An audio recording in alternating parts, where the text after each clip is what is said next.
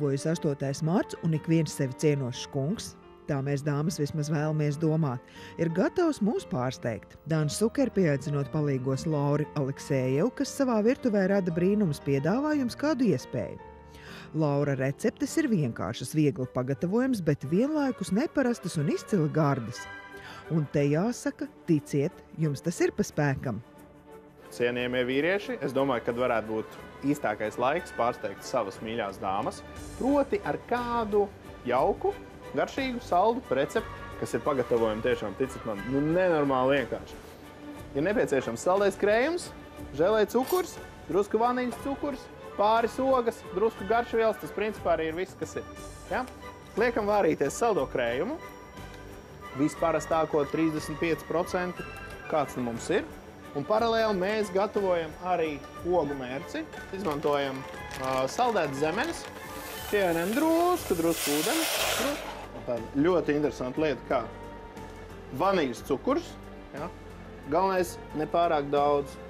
No garšvielām pie panakotas, tā arī sauksies mūsu ēdienas šī rīta, mēs izmantojam kanēli un kardamonu. Kardamonu, burtiski nedaudz. Kā pie panakotas mēs varam izmantot želē cukuru, tā arī, protams, pie mūsu mērķis mēs varam izmantot.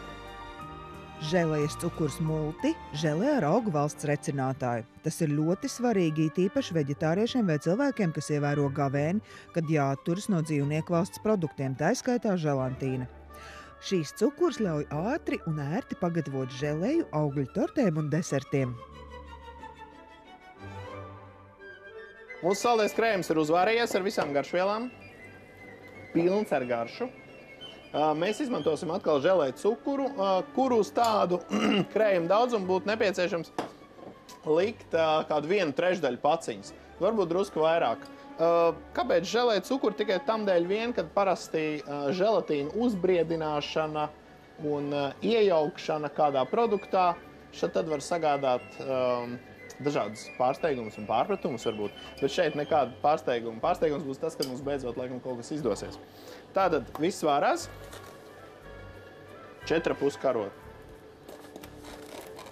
Un labi samaisam. Glāzes mēs ieliekam augstumā, ja, lai mums ātrāk virzītos process. Tātad viena masa, otra. Sāksim ar šo.